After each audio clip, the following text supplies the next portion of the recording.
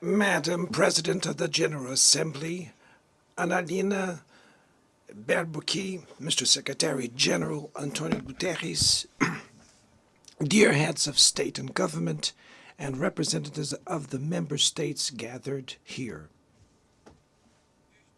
This should be a time to celebrate the United Nations. Created at the end of the war, the UN symbolizes the highest expression of the aspiration for peace and prosperity. Today, however, the ideals that inspired its founders in San Francisco are under threat as never before in their history. Multilateralism is at a new crossroads. The organization's authority is in check. We are witnessing the consolidation of an international order marked by repeated concessions to power play, attacks on sovereignty, arbitrary sanctions, and unilateral interventions are becoming the rule. There is a clear parallel between the multilateralism crisis and the weakening of democracy. Authoritarianism is strengthened when we fail to act in the face of arbitrary acts, when the international society falters in defending peace, sovereignty, and the rule of law. The consequences are tragic. Throughout the world, anti-democratic forces are trying to subjugate institutions and stifle freedoms. They worship violence, praise ignorance, act as physical and digital militias, and restrict the press. Even under an unprecedented attack, Brazil chose to resist and defend its democracy, regained 40 years ago by its people after 2 decades of dictatorial governments. There is no justification for unilateral and arbitrary measures against our institutions and our economy. The aggression against the independence of the judiciary branch of power is unacceptable. This interference in domestic affairs is aided by a subservient far right who is nostalgic of past hegemonies. False patriots plan and publicly promote actions against Brazil. Peace cannot be achieved with impunity. A few days ago, and for the first time in 525 years of our history, a former head of state was convicted of attacking the democratic rule of law. He was investigated, indicted, trialed, and held accountable for his actions in a meticulous process. He has the right to defend himself was secured, a prerogative that dictatorships deny to their victims. Before the eyes of the world, Brazil sent a message to all aspiring autocrats and those who support them. Our democracy, our sovereignty are non-negotiable.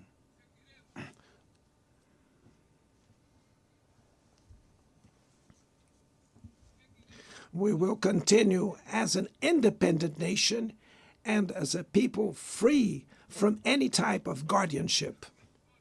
Sound democracies go beyond the electoral ritual. Its strength presupposes the reduction of inequalities, the guarantee of the most basic rights: food, safety, work, housing, education, and health. Democracy fails when women earn less than men or die at the hands of partners and family members. It loses when it closes its doors and blames migrants for the world's ills. Poverty is as much an enemy of democracy as extremism. Therefore, we were proud to receive confirmation from FAO that Brazil has once again left the hunger map in this year, 2025. But in the world, there are still 670 million hungry people, and about 2.3 billion face food insecurity. The only war of which everyone can emerge victorious is the one we wage against hunger and poverty. This is the goal of the global alliance we launched at the G20 and which has the support of 103 countries. The international community needs to revise its priorities, reduce arms spending, and increase development aid. Relieve the service of the foreign debt of the poorest countries, above all African nations, and set minimum global tax standards so that the super rich pay more taxes than workers. Democracy is also measured by the ability to protect families and the childhood. Digital platforms offer possibilities for us to come together in ways we never imagined. But they have been used for sowing intolerance, misogyny, xenophobia, and misinformation. The internet cannot be a land of lawlessness. It's up to governments to protect the most vulnerable. Regulating does not mean restraining freedom of expression. It's about ensuring that what is already illegal in the real world is treated the way in the virtual environment. Attacks on regulation serve to cover up hidden interests and provide shelter for crimes such as fraud, human trafficking, pedophilia, and attacks against democracy. The Brazilian parliament was right to rush to address this issue. Last week, I proudly enacted one of the world's most advanced laws for the protection of children and adolescents in the digital environment. Also, we sent draft bills to the National Congress to foster competition in digital markets and to encourage the installation of sustainable data centers.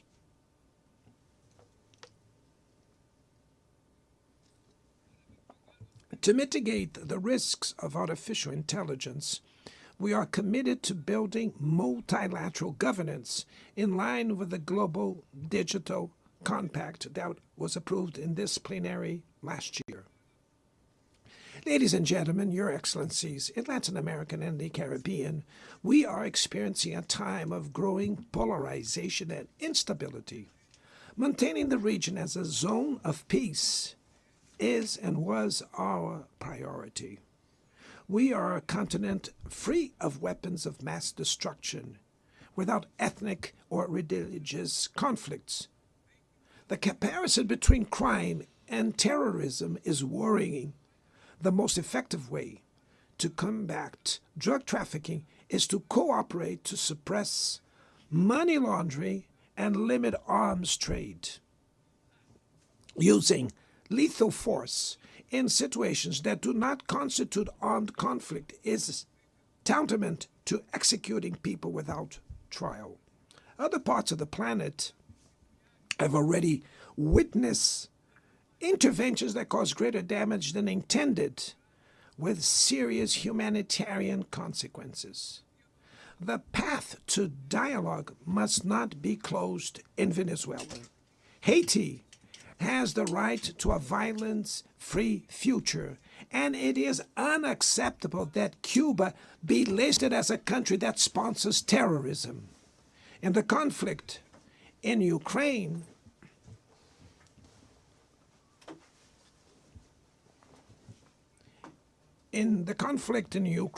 we all already know that there will be no military solution. The recent meeting in Alaska raised hopes for a negotiated way out. It's necessary to pave the way for a realistic solution. This implies taking into account the legitimate security concerns of all parties. The African Initiative and the Friends for Peace group created by China and Brazil can help promote dialogue and a diplomatic solution. No situation is more emblematic of the disproportionate and illegal use of force than the one occurring in Palestine. The terrorist attacks perpetrated by Hamas are indefensible from any angle, but nothing, absolutely nothing, justifies the ongoing genocide in Gaza.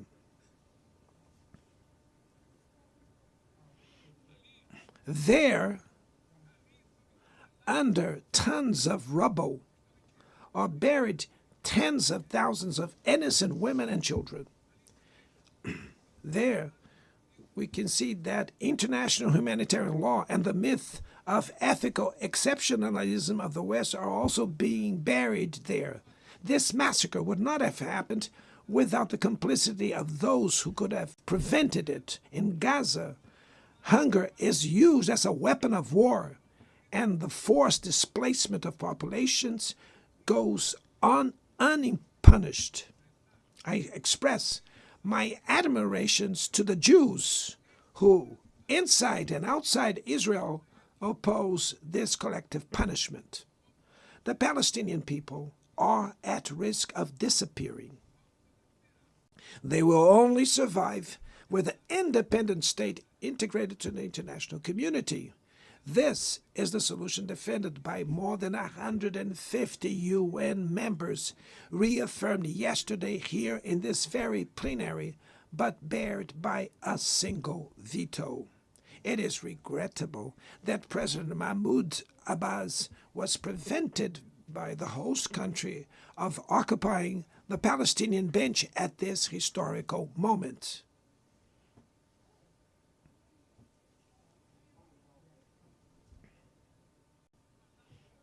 The spread of this conflict to Lebanon, Syria, Iran, Qatar is fueling an unprecedented arms build-up. Madam President, bombs and nuclear weapons will not protect us from the climate crisis. The year of 24 was the warmest already registered. COP30 in the city of Belém, Brazil, will the COP of truth. It will be the time for world leaders to prove the seriousness of their commitment to the planet. Without a complete picture of the NDC's nationally determined contributions, we were walking blindfolded towards the abyss. Brazil has committed to reducing its emissions by 59 and 67%, covering all greenhouse gases and all sectors of the economy. Developing nations face climate change while grappling with other challenges. Meanwhile, rich countries enjoy a standard of living reached at the expense of 200 years of greenhouse gas emissions, demanding greater ambition and greater access to resources and technology. It's not a matter of charity, but of justice. The race for critical minerals essential for energy transition cannot reproduce the predatory and asymmetrical logic that has characterized recent centuries. In Belém City, the world will learn about the reality of the Amazon. Brazil has already reduced deforestation by half in the region in the last 2 years. Eradicating it requires ensuring decent living conditions for its millions of inhabitants. Promoting sustainable development is the objective of the Tropical Forest Forever facility, which Brazil intends to launch to compensate countries that keep their forests standing. But the time has come to move from the negotiation phase to the implementation stage. The world owes a lot to the regime created by the Climate Convention. Climate change needs to be brought to the heart of the UN so that it gets the attention it deserves. A council linked to the General Assembly with the power and legitimacy to monitor commitments provide coherence to climate action. This is a fundamental step towards a broader reform of the organization, which would also include an expanded Security Council in the 2 member categories. Few areas have worsened as much as the multilateral trading system.